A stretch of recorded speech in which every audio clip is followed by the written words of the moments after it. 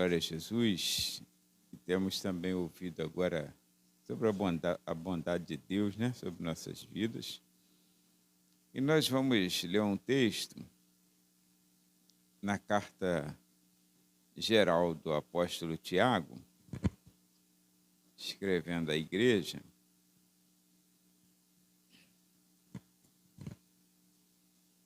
Ele deixa registrado para nós no capítulo 4,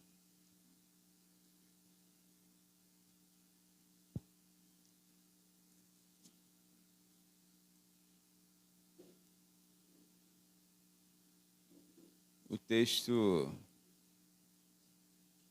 nos diz assim: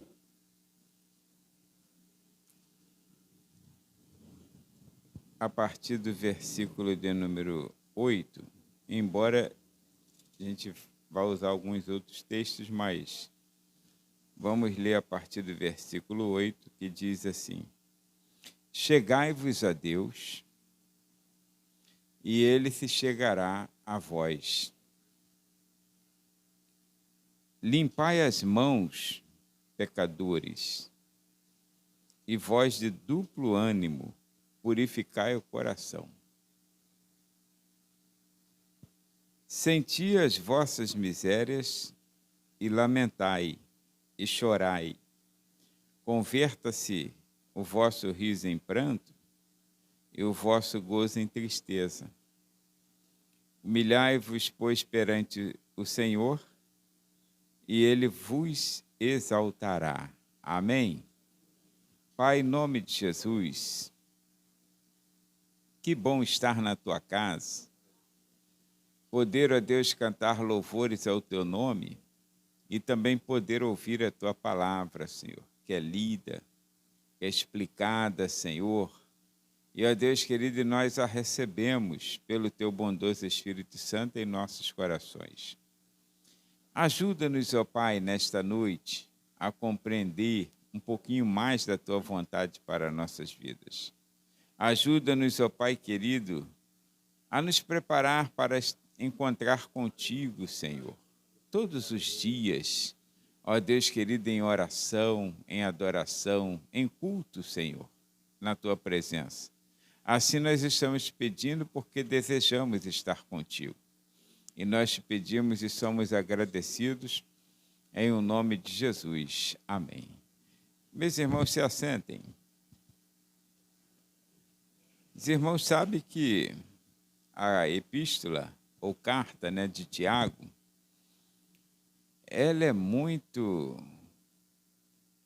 pedagógica, né? Traz ensinos importantíssimos para a vida de todo cristão. Mas quando chega no capítulo 4, ele fala sobre a nossa natureza, os primeiros versículos que nós não lemos, fala sobre essa batalha que existe dentro de nós. O apóstolo Paulo falou que o Espírito, ele briga, ele luta contra a carne. A nossa tendência é praticar o mal, a nossa tendência é natural. Mas o Espírito está sempre pronto para adorar, para cultuar, para buscar a santidade de Deus, né? E ele então dizia assim: olha, de onde vêm essas guerras, essas pelejas entre vós? E diz: porventura não vem disto, ou seja, dos vossos prazeres, que os vossos membros guerreiam? Aí ele fala sobre a cobiça: cobiçais e nada tendes, sois invejosos e cobiçosos e não podeis alcançar. Fala sobre adúlteros e adúlteras e fala sobre a amizade no mundo que se torna inimizade contra Deus, inimizade com Deus.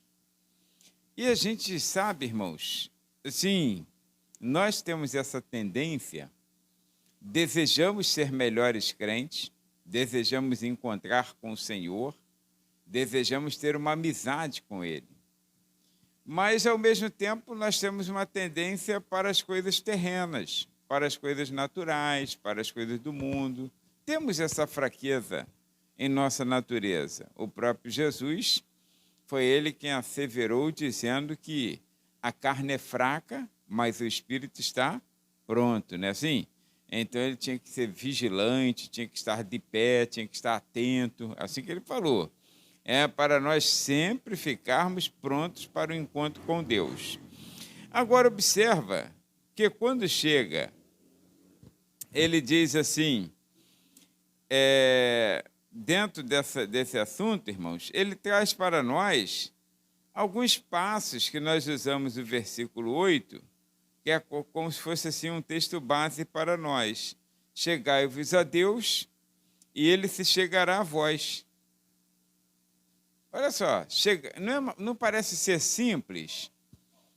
Tiago está falando da nossa natureza, ele está falando que nós somos pecadores, ele está falando que nós somos, em alguns momentos, adúlteros, adúlteras, deturpamos a santidade de Deus em nossas vidas.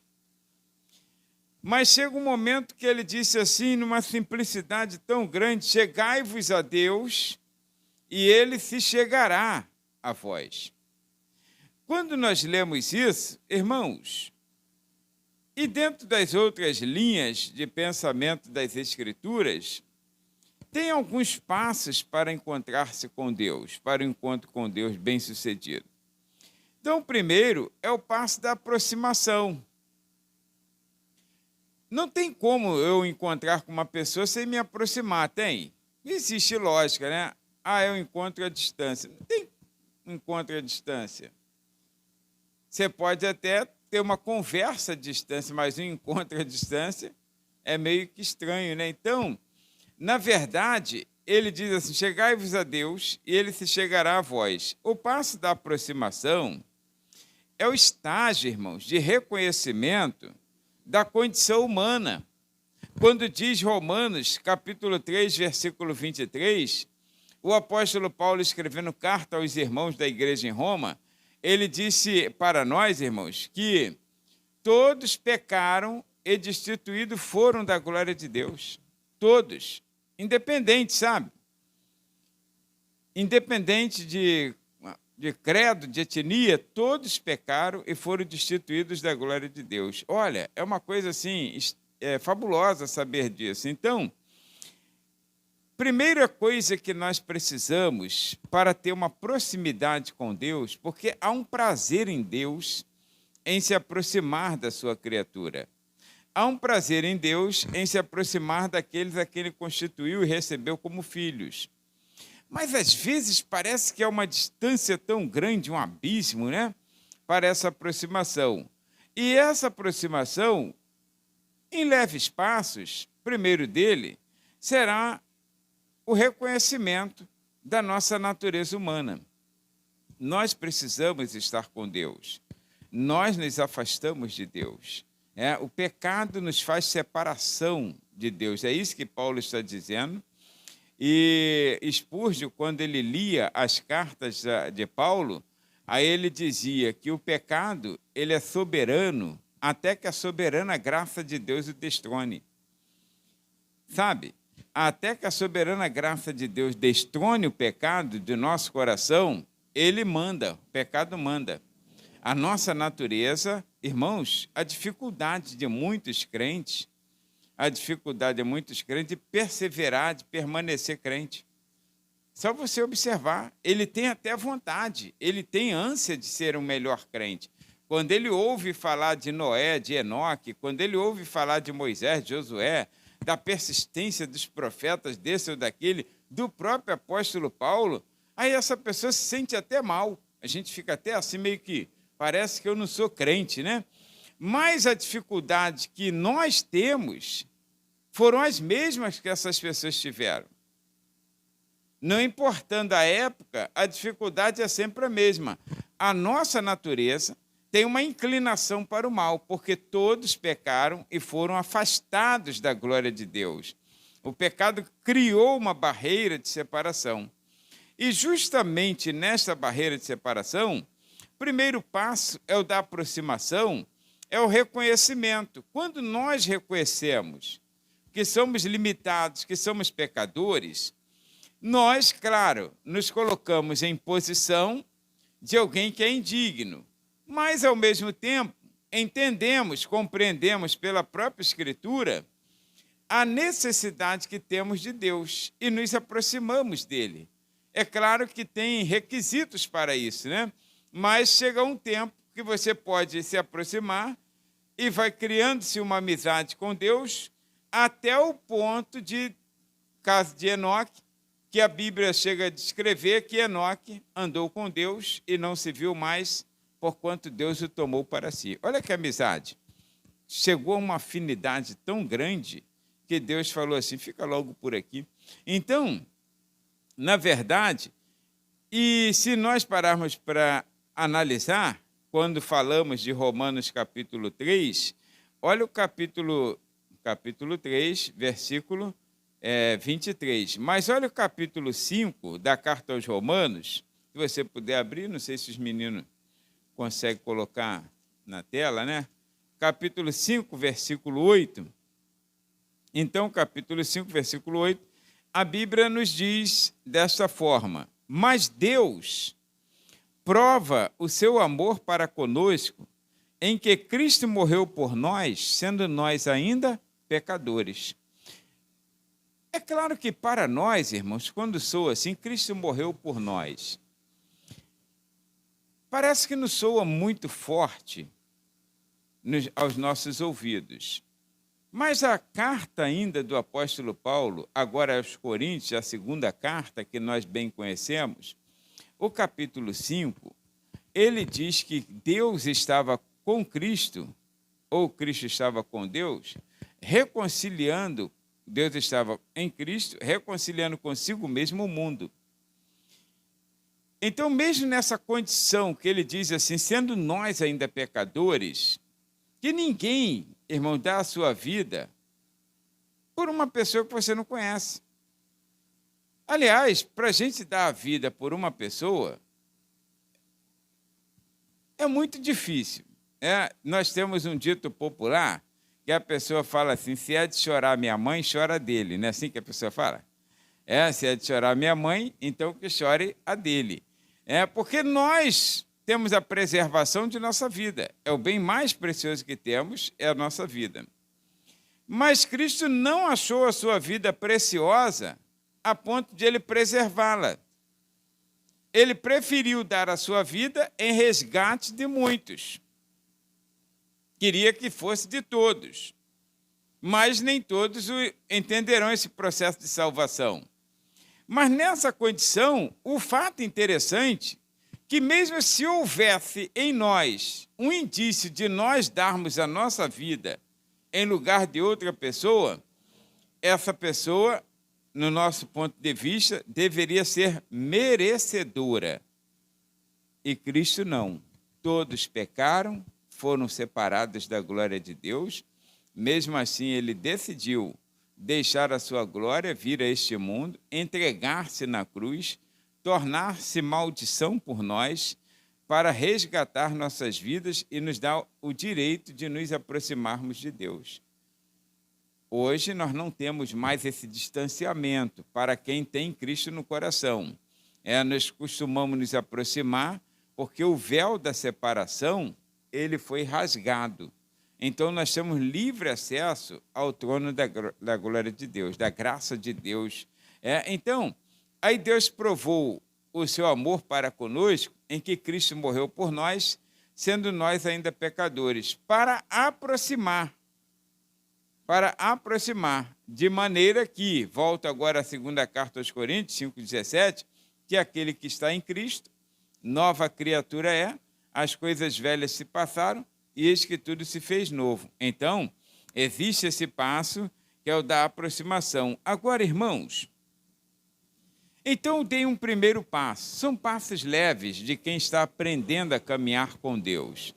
Aí dei o primeiro passo, já me aproximei um pouquinho. Já posso experimentar, já posso ver alguma coisa boa da glória de Deus e usufruir dessa glória de Deus sobre a minha vida.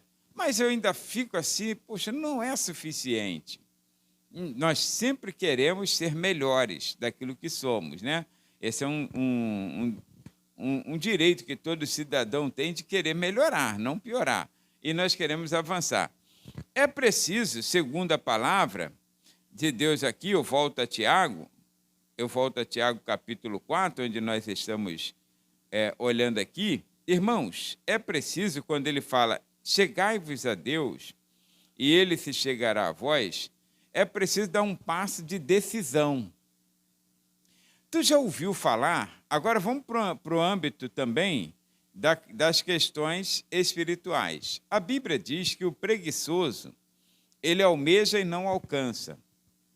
Ele tem a maior vontade. Preguiçoso é assim, vou trazer ele para o espaço físico que nós estamos. O preguiçoso tem a mesma vontade que todo mundo tem. A mesma vontade. Preguiçoso, irmãos, quando ele vê uma laranja Bahia, ele tem uma vontade de chupar uma laranja Bahia igual eu tenho.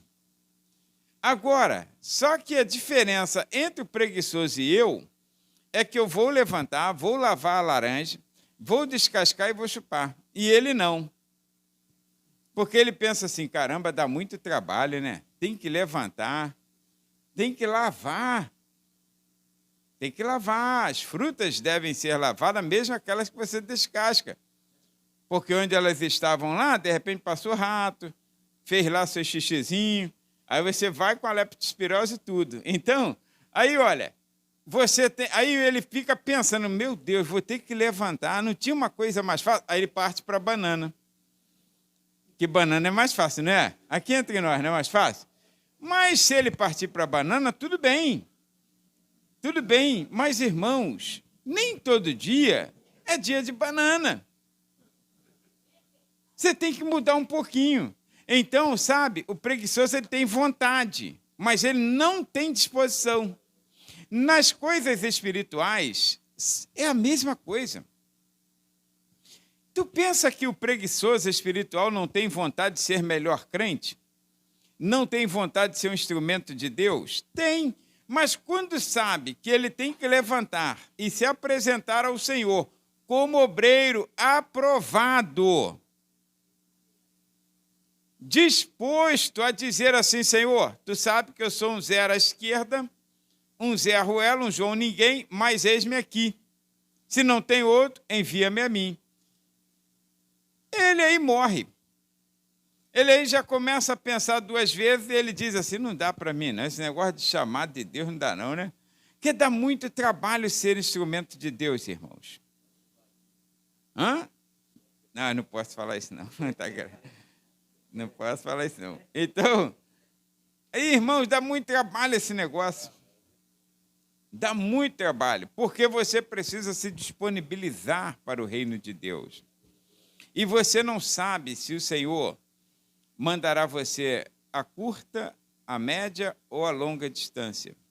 Tem horas que Deus vai te usar como usou Filipe, no meio da diaconia, estava ali junto com os irmãos, ajudando aqui, ajudando ali.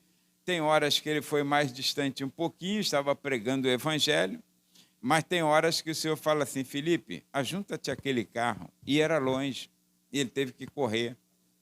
Está entendendo? Então, tu não sabe o que Deus vai fazer. Mas o importante aqui é dar um passo decisivo na sua vida. Nós lemos na carta aos Hebreus, capítulo 11, principalmente o versículo 6, capítulo 11, é aquela galeria chamada de heróis da fé. Não é isso? E a galeria de heróis da fé, irmãos, todos aqueles personagens que foram citados no capítulo 11 da carta aos Hebreus, eles ficaram para nós, sem eles saberem, porque já morreram. Deus os colocou como testemunha para nós.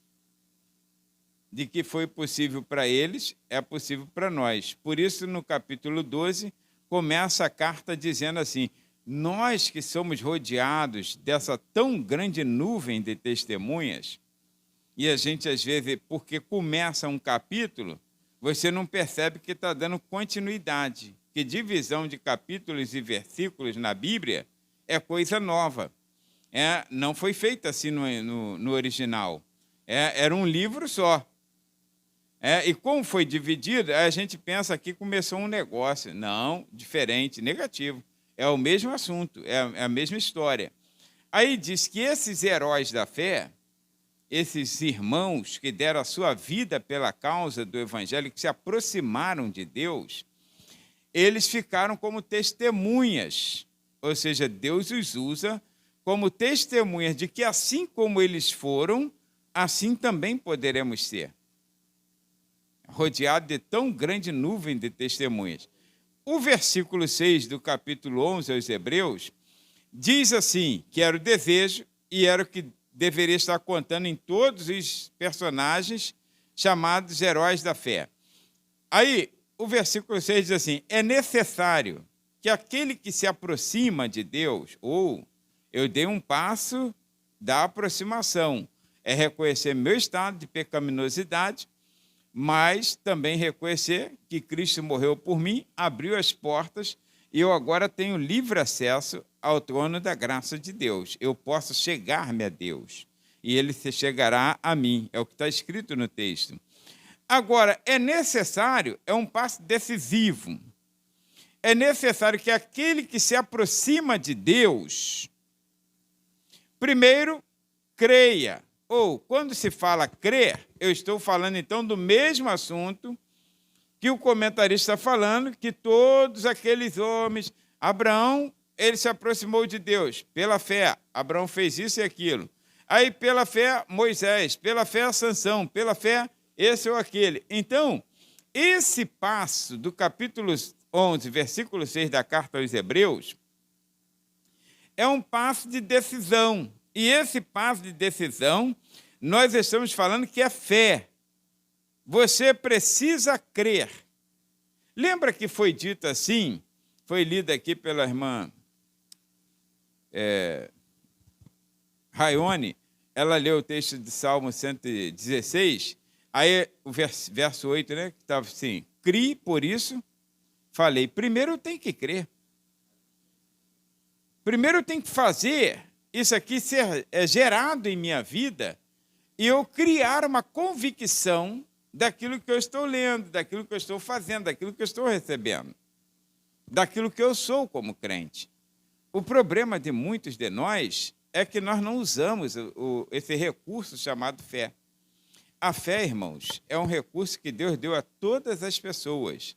O apóstolo Judas, não Iscariote, aquele já tinha ido para o ralo, o apóstolo Judas, ele disse assim, Judas, o nosso irmão, ele disse assim, irmãos, batalha pela fé que uma vez foi entregue a todos os santos. Então, toda pessoa que creu em Jesus, ele usou uma fé natural. Ele usou uma fé natural, transformou-se numa fé salvadora, transformou-se numa fé salvadora, porque a graça de Deus, carta de Tito 2,11, ela se manifestou trazendo salvação a todos os homens. Então, com a fé natural, eu passei a ver alguma coisa, ouvir alguma coisa que criei, então meu coração recebeu, passou a ser uma fé salvadora em nossas vidas. Agora, eu preciso do recurso da fé para me mover. É como se fosse uma engrenagem. Eu não posso me desvencilhar da fé. Ninguém pode caminhar sem fé. É necessário que aquele que se aproxima de Deus creia que Ele existe e que é abençoador ou presenteador, galardoador daqueles que o buscam. Então, eu sei que quando eu me aproximar dele, Tiago estava falando, ele se aproximará de mim. E me ajudará em todas as necessidades que eu possuo. Todas as necessidades. Às vezes até vai além daquilo que precisamos. Por isso o salmista, no Salmo 34, ele disse assim, agrada-te do Senhor, aliás, Salmo 37, verso 4. Agrada-te do Senhor e Ele satisfará os desejos do teu coração. Chega um ponto, irmão, dessa intimidade, dessa amizade com Deus, que você não precisa, às vezes, orar. Você só basta pensar e Deus já está te atendendo. Está entendendo? É uma coisa assim que é natural do ser humano crente. É que você pensa, então Deus supre a tua necessidade. Isso, às vezes, em coisas pequenas, em coisas grandes. Você, às vezes, não imagina o quanto Deus pode trazer à tona, assim, desejos do nosso coração.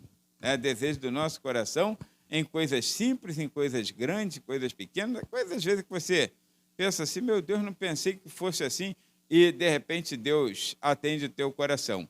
Agora, observa, então crer é o segundo passo. Esse passo é decisivo. Ninguém sem a fé, ou sem crer, sem desenvolvimento dessa fé que você tem, deve se aproximar de Deus. Tá? Você precisa crer. Você precisa crer para receber, precisa crer para que Deus se aproxime de ti. Sem fé, aí vem o texto, é impossível agradar a Deus. Primeira coisa que ele vê, se você tem fé, se você é convicto. Porque um crente sem fé, irmãos, dá muito trabalho. Crente sem fé não recebe coisa alguma. Você precisa ter fé.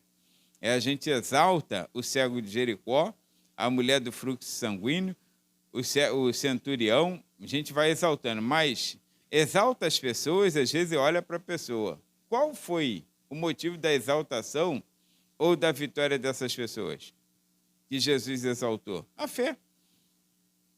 Simplesmente a fé. Filha, a tua fé te salvou. Filho, tua fé te curou. Sempre a fé, irmãos. A fé é um recurso que Deus colocou em nós, porque sabe que nós somos muito falhos, mas precisamos de todas as bênçãos que Ele tem para nós. Agora, são recursos. É como se fosse um segredo. É como se fosse a senha, né, para a entrada, para o acesso, para liberar o que nós precisamos e estar na dispensa de Deus. É só isso. Então, o cadeado está ali, o cofre está lá, não fica aberto para qualquer um, mas aí você tem a senha. Você tem a senha, você tem o recurso, a conta está lá. Aí você tem. Aí Deus te dá. Aí coloca, então, que aquele cartãozinho que Deus te deu, ele está acoplado com uma senha que é essa fé. Aí alguns de nós temos e vamos lá e acessamos. E outros não sabem mais onde anotou a senha, não sabem onde está o cartão, não sabem mais nada, mas receberam também. Então, eles não exercitam a fé. Aí fica assim, meu Deus, como pode aquele crente, e independe do tempo de casa que você tem, porque esse negócio de ser crente desde berço, ser crente já no final da carreira, isso aí não tem nada a ver, irmãos, tá? Pode ter um crente nascido no berço cristão e um outro que se converte agora, e ele exercitar mais a fé do que você. Então, você quem tem que aprender a exercitar a fé. E vai lá e desenvolve a tua fé. Passa esse cartão lá e receba a bênção de Deus. Então, aquele que tem fé, se aproxima dele, aí, como Tiago disse, chegai-vos a Deus, ele se chegará a vós. Agora, irmãos, tem uma coisa que é importante para nós, esse passo é muito importante, porque é possível que alguém tenha fé, receba realmente algumas coisas de Deus, tá? E ele ama abençoar pessoas, e se a pessoa crê, ele realmente libera aquela vitória. Mas esse passo para o crente, ele é fundamental na aproximação de Deus, porque Tiago fala, chegai-vos a Deus, ele se chegará a vós. E nós estamos lendo um texto que agora vem, sim, onde é a complementação. Aí ele fala assim, limpai as mãos, pecadores. Limpai as mãos, pecadores, e vós de duplo ânimo. De duplo ânimo, dá um sentido aqui de que a pessoa, assim, cambaleia. Sabe aquela pessoa que um dia ela é crente, outro dia não é? Um dia ele está firme, outro dia não está? Ele não tem muita firmeza naquilo que faz, ele não é sóbrio, ele é inconstante. Aí ele, então, ele está dando uma orientação aqui, diz assim, e purificai o coração.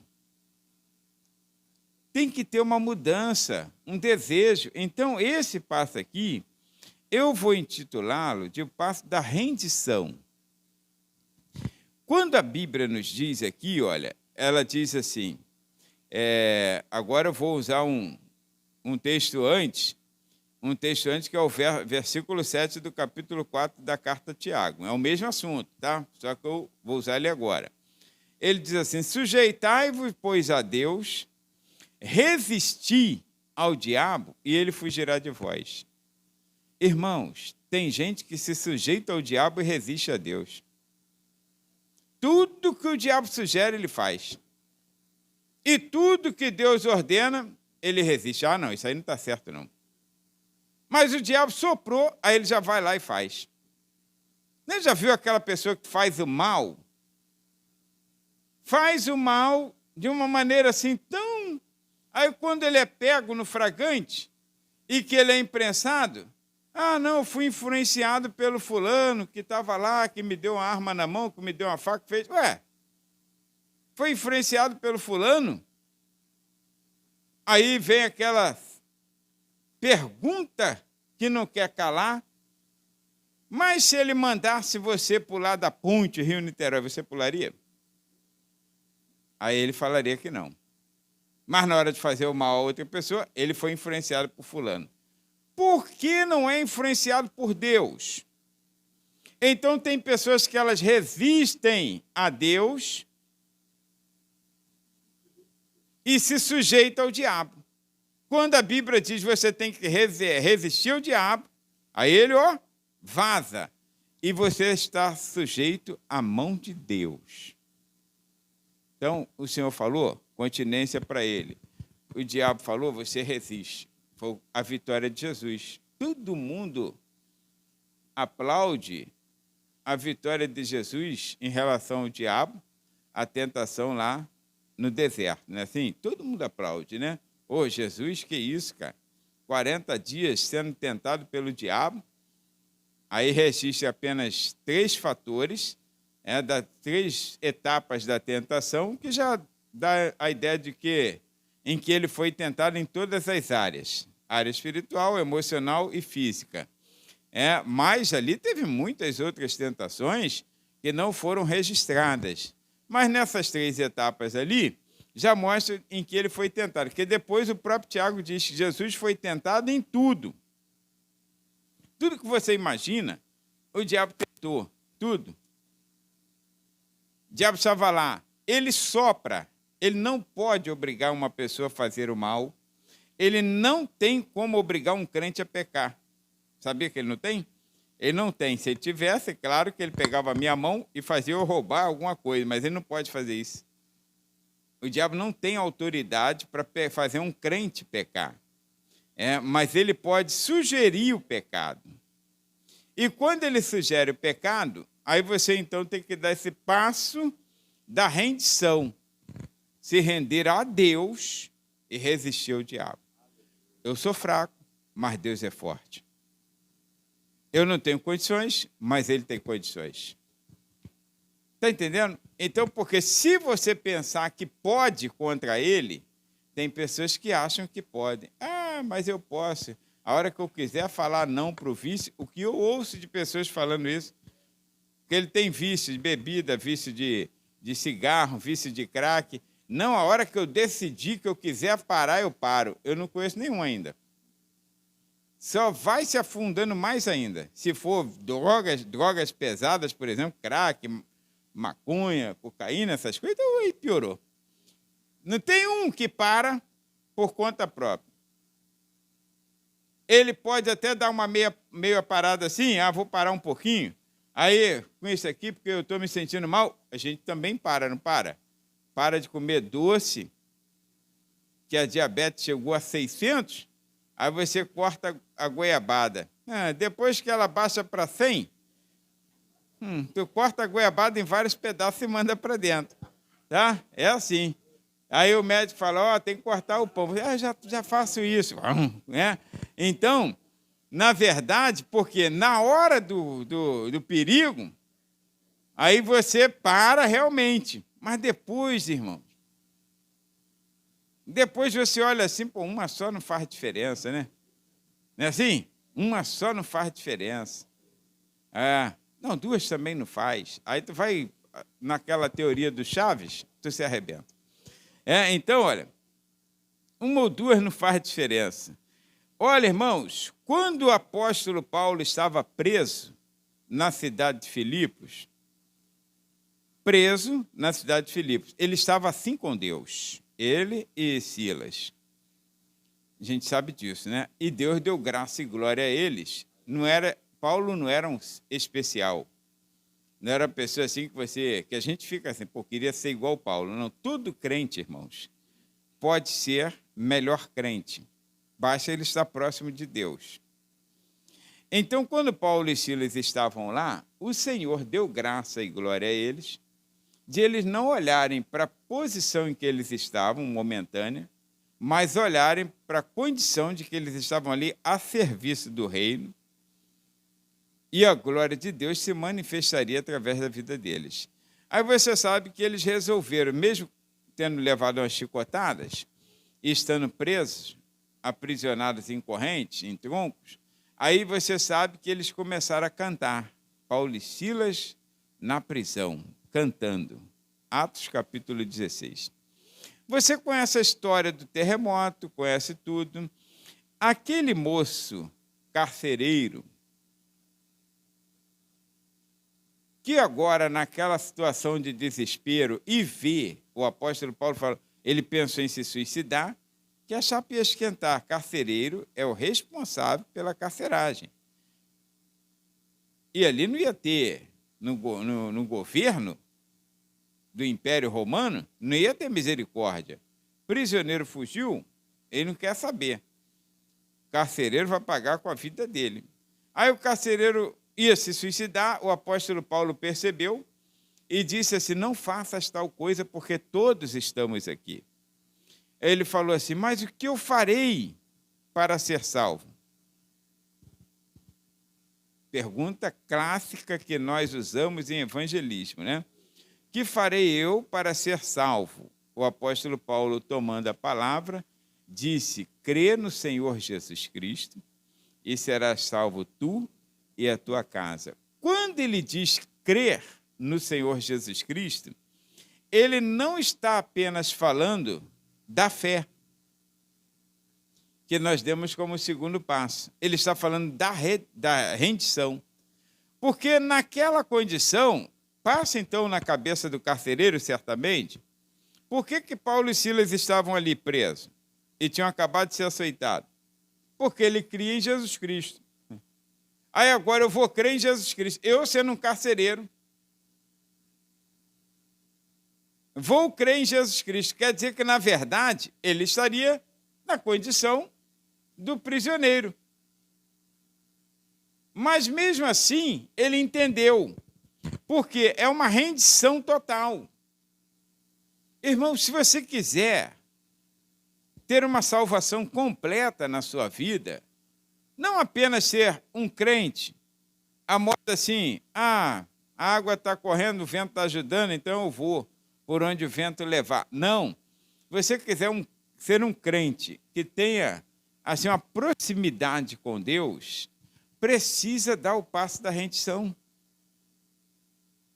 Você precisa se render aos pés de Cristo. Você precisa realmente se humilhar sob a potente mão de Deus, como diz o texto aqui de Tiago. Humilhai-vos sob a potente mão de Deus, porque Ele vos exaltará. Não se pode ser exaltado por Deus sem antes se humilhar. Não se pode alcançar as alturas com Deus sem antes dobrar-se aos pés da cruz. A cruz de Cristo, irmãos, em nada é agradável. Em nada é agradável. Todo mundo gostaria de ser salvo sem ter a cruz de Cristo. Todo mundo gostaria de ser salvo sem passar no Calvário. Calvário é nojento, é fedido. Calvário é triste. É um lugar de execução de mortos. Calvário, ele traz, vamos dizer assim, pensamentos ruins, sentimentos de tristeza. Imagine quando você passa no Calvário, tu olha, pô, ali que morreu fulano, era gente boa, né? Aí foi executado ali. Então, traz sentimento de tristeza. Agora, não tem como você chegar à glória de Deus sem passar no Calvário. Quando as pessoas iam à casa do Senhor no Antigo Testamento, chamado tabernáculo, eu tenho absoluta certeza que se eu estivesse lá, também seria o meu desejo, que todo mundo gostaria de ir no lugar santo dos santos, ou lugar santíssimo. No lugar santo já era uma grande vantagem, né? Porque no lugar santo, irmãos, tinha um altar de incenso, que simboliza as orações.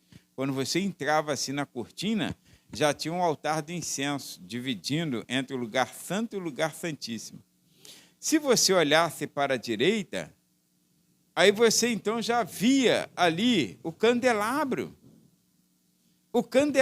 de ouro batido, com as suas lâmpadas acesas. É o castiçal, mas todo de ouro batido com as suas lâmpadas acesas.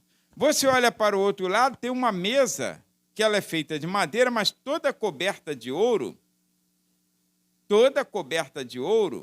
e com os pães da proposição. Tá legal. A cortina era toda decorada. Era uma coisa linda.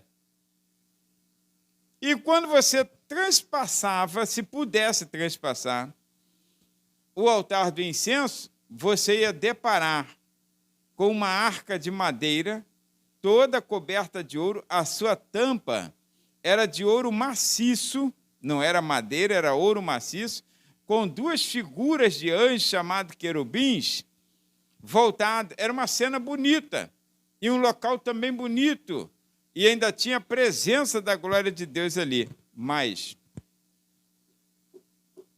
quando você ia todo empolgado para lá, você se deparava com a cortina do portão, do pátio, e quando aquela cortina do pátio era aberta para o ofertante, você se deparava com um altar de bronze, onde o fogo sempre estava pronto para o sacrifício. A chama arderá continuamente sobre o altar e não se apagará. Eles faziam a limpeza, tudo, mas tudo ali, e estava aceso ali, esse altar de bronze. Lugar fedido, porque tem cheiro de carne queimada, cheiro de chifre queimado. Quem já sentiu cheiro de chifre queimado aí? Cheiro de chifre queimado. Aí, cheiro de osso queimado. Fedido. Lugar fedido. Tá? Ali era o local em que você tinha que encarar para experimentar a glória de Deus. Ninguém se aproxima de Deus sem uma rendição. O bispo Abner disse em uma de suas pregações, ele disse: o lugar mais alto que podemos chegar é ao pé da cruz. Tem que chegar ao pé da cruz. Ali você se rende, ali você se redime dos seus pecados, e quando você levantar daquele local, a glória de Deus te abraçará. Você sentirá a glória de Deus. Você mudará de vida, mas sempre com vamos dizer assim, a consciência de que o teu lugar é ali. É rendição contínua. Então, sujeitai-vos, pois, sob a potente mão de Deus, e ele, sim, vos exaltará. Agora, tem gente que está achando que já é alguma coisa, não tem? Tem um montão de gente que recebeu um dom de profecia, tem uma visão, uma revelação, prega bem, canta bonito, ele está se achando. Está se achando, mas está se achando bonito, né? Então, irmãos, tem que ter o sentimento de rendição. Tudo que somos ou fazemos tem que ser para a glória de Deus. O próprio Jesus fazia isso. João Batista, o próprio Jesus falou: olha para esse moço aí. Não teve homem maior do que ele. O maior profeta que vocês estão vendo é esse homem aí. Mas, no entanto, quando João Batista estava ali e que Jesus se aproximou, ele disse assim: quem sou eu, Senhor? Para que tu venha a mim para eu te batizar. Eu é que preciso ser batizado por ti. Está vendo a rendição? E ele foi muito enfático quando chamou os seus discípulos, apontou para Jesus e disse assim: olha, este aí é o Cordeiro de Deus que tira o pecado do mundo, segue a ele. Porque ele tinha consciência de que ele era o instrumento de Deus, a voz do que clama no deserto. O homem cheio do Espírito desde o ventre materno e prometido, profetizado, para ser o homem que seria o preparador, né? O batedor, vamos dizer assim, para poder Jesus passar naquele caminho. Agora, ele sabia, irmão, na consciência dele, como disse determinado pregador, ele não passava de uma maçaneta. A porta é Jesus. João era só a maçaneta. Mas tem muita gente que acha que é a porta. A porta é Cristo, irmãos. Eu sou a porta, ele falou. Ninguém mais pode se colocar como porta. Agora, tem que ter rendição, irmãos. Se renda. Para de render-se ao diabo e resistir a Deus. Resista ao diabo e renda-se a Deus.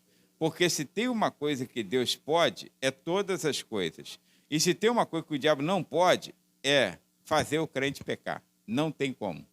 Ele não tem como arrebentar o crente. Não tem como. Pode fazer a macumba, pode fazer o que for. Ele não tem como. Ele precisa de uma permissão, de uma autorização de Deus para tocar em algo que nos pertence. Seja num filho, seja num carro, seja na casa, seja o que for. Se ele quiser tocar, ele pode até pedir. Ele faz a petição, e Deus entra com sim ou com não. Pode tocar. Está descrito para nós na história de Jó. E outras histórias mais, mas na história de Jó, irmãos, ele não tem como. Ele não tem como. Lembra quando o próprio Jesus falou a Pedro e disse assim: Pedro, Satanás pediu para se andar com vocês, mas eu roguei ao Pai, e o Pai não deixou. Então, são histórias registradas para mostrar que a nossa vida está escondida com Cristo em Deus. Não há por que você temer. Agora, o que você precisa é resistir ao diabo e render-se a Deus. Sujeitar-se a Deus. Não resistir a Deus e sujeitar-se ao diabo. Agora, tudo que Deus faz, pede, está escrito que deve ser feito, fazendo tudo o contrário, andando na contramão. Na hora que der ruim, você vai falar o quê? Ai, meu Deus, ninguém fala ai, meu diabo, já viu? Não fala, não. Fala, ai, meu Deus, né? Já viu alguém falar assim? Ele pode estar lá com capiroto, mas na hora que ele for clamar o socorro, ele vai falar o quê? Ai, meu Deus, o avião começou a entrar em turbulência e você viu uma fumacinha estranha pela janelinha. Aí você clama o quê? Até o ateu, meu irmão. Até o ateu vai falar, ai, meu Deus. Então, irmãos, usa o nome de Deus, mas com coerência com aquilo que você está dando esse passo da aproximação. Esteja tranquilo em Deus. Esteja tranquilo em Deus. Tá com Cristo no meu barco, tudo vai muito bem. Agora, observe uma coisa. Eu, então, falei sobre o passo da aproximação, da decisão, que é a fé, o passo da rendição, quer dizer sim para Deus, não para o diabo. Acabou. Não tem outro argumento. Eu acho que... Não. É sim para Deus, não para o diabo. Agora, irmãos, quer manter-se vitorioso? Não estou dizendo que você será perfeito, quem me dera ser perfeito, né? Não estou dizendo, vamos dizer assim, é uma luta diária, todos os dias é uma conquista, todos os dias é uma conquista. A gente tem que fazer isso, para lutar e manter-se na posição que Cristo nos colocou. Mas é imprescindível você exercitar o passo da apropriação. Muitas pessoas, elas não sabem apropriar-se dos bens que Deus tem. que Deus concede o bem. Olha, na carta do apóstolo Paulo aos Efésios, capítulo 1, versículo 3, o apóstolo Paulo, ele enfatizou para a igreja em Éfeso, e essa igreja foi uma igreja abençoada, uma igreja que exercitou o primeiro amor. Jesus a elogiou, claro, 30 anos depois, quando a carta foi escrita, lá em Apocalipse, 30 anos depois, aí a igreja estava meio que requenguelazinha, né, em alguns aspectos, e Jesus falou, tenho, porém, contra ti que vocês deixaram o primeiro amor.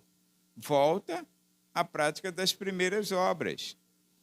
Agora, irmãos, foi pontos de falha, né? Porém, o passo da apropriação, ele disse assim, irmãos, que a nossa vida, irmãos, todas as bênçãos espirituais estão à nossa disposição. Que somos abençoados em Cristo Jesus com todas as bênçãos espirituais, Efésios 1:3. Então, está tudo à nossa disposição. Como funciona isso?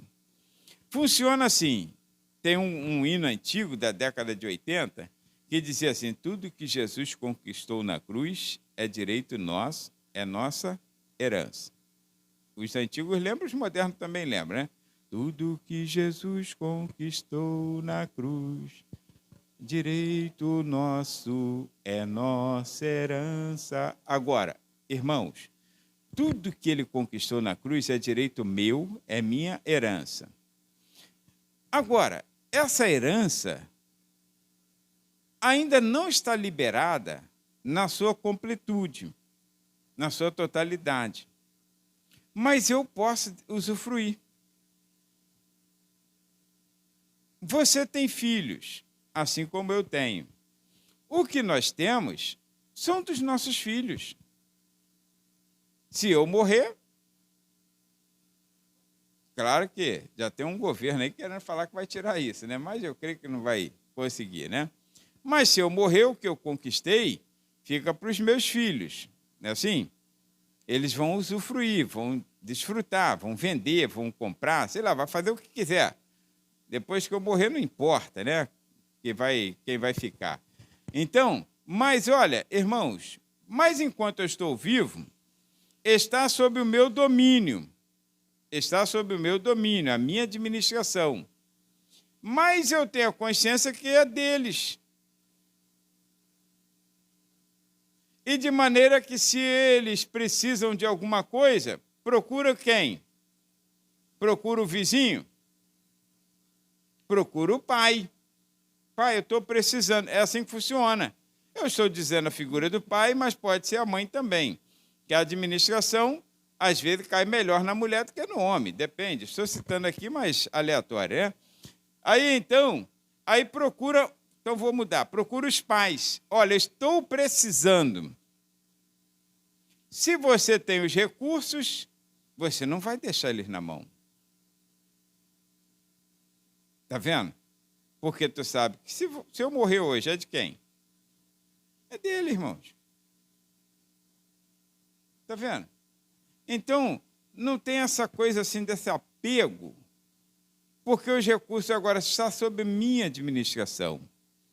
E Deus, irmãos, pasme, melhor do que nós, porque Jesus falou, se vós, sendo mal, sabeis dar boas dádivas aos vossos filhos, quanto mais vosso Pai Celestial vos dará todas as coisas que lhe pedirem. Então, olha, Deus tem todos os recursos e todos os recursos são nossos. Agora está sob a administração dele. E ele vai liberando à medida da nossa necessidade e a capacidade que temos de administrar. Porque tem outro fator também. Um filho, por exemplo, mau. Um filho que está envolvido com situações ruins. Aí ele pede socorro ao pai. O pai dá. Ô, meu filho, toma aqui esse 100 conto aqui que estava no meu bolso aqui, ó, perdido, toma aqui para você. E o pai sabe que se ele pegar o 100 conto, ele vai para onde? Para a boca. Aí o pai, vendo o bem dele, não dá. Poderia dar porque está aqui. mas não dá porque quer o bem dele. A mesma coisa Deus. Então, ele só nos concede à medida que nós aprendemos, damos esses passos, temos essa afinidade com ele e que conhece o nosso coração e sabe que é para o bem. Aí foi onde Tiago falou, pedis e não recebeis, porque pedis mal, para gastar em vossos próprios deleites. E não é isso que Deus quer. Agora, irmãos, quando você está afinado com Deus, está com esses passos aqui tudo certinho, qualquer desejo no coração de vocês, seja o mais simples que for, Deus concederá. Deus concederá. Sabe, esses dias a gente estava falando, antigamente, quando a gente era criança, aí alguém falou assim, eu gostava daquele coquinho de catarro. É um nome estranho, né? Mas era o que a gente chamava. Claro, aqui no Rio. Em outros estados podia ser outro nome, né? Ou lá para o interior, mas aqui era coquinho de catarro, né? Então, é nojento, mas para criança não tem nada nojento, irmão. Nada nojento. Criança com o nariz correndo, ela come assim mesmo. Então, aí, olha. Agora, aí outro falou, rapaz, aquele tempo era bom que tinha muito abil. Hoje você não vê abil praticamente, né? É uma fruta incomum hoje. Naquele tempo nosso, era uma fruta comum. Aí, quando eles foram falando isso, aí eu lembrei que no nosso quintal tinha um pé de saputi, né? Eu lembrei, Olha, irmãos, eu lembrei daquilo, me deu aquela vontade. Acredite, irmãos, estou falando aqui diante de Deus, no altar de Deus. Nós falamos isso num dia. No outro veio um irmão lá do interior e falou, trouxe um negócio para o senhor. E o que era? Eu falei assim, tu está de brincadeira. Irmãos, Deus ele está pronto a atender os mínimos desejos do teu coração. Eu já contei para os irmãos que teve um dia que eu amanheci, aí eu olhei uma Bíblia no site, né, que eu gosto de comprar pelo site, aí eu olhei uma Bíblia e pensei, aí deixei ela até já pronta para comprar. Depois eu me envolvi com outras coisas e não comprei. Isso de manhã. Quando foi à tarde, aí o pastor Iris chegou lá na loja. E ele é raro de ir. Raro, mas muito raro. Até pela idade também, é muito raro. Aí ele chegou lá e chegou com um embrulho de um presente. Aí ele falou, trouxe um presente para você. Aí eu falei, mas eu não estou fazendo aniversário aí. Preciso fazer aniversário para dar presente para o amigo? Eu falei, não, mas tá bom. Aí quando eu abri, era a Bíblia que eu ia comprar de manhã. E eu nunca tinha conversado com ninguém sobre essa Bíblia. Você está entendendo? Então, Deus ele faz coisas assim para nós, coisas grandes e também coisas pequenas. Irmãos, agrada-te do Senhor e Ele satisfará os desejos do teu coração. Agora, eu vou viver a minha vida pensando assim, o que será que Deus vai fazer para mim hoje? Não, irmãos, eu vivo a minha vida normal. Eu vivo a vida cantando, não adianta chorar, sigo com Cristo, Cristo comigo, e é doce meu caminhar. Você só precisa viver a vida cristã. O resto, Deus fará por você. É só isso, só isso que está escrito. Aí, então, desses passos, chegai-vos a Deus, isso é a maior verdade que Tiago trouxe. Chegai-vos a Deus e Ele se chegará a vós. Amém? Fique de pé.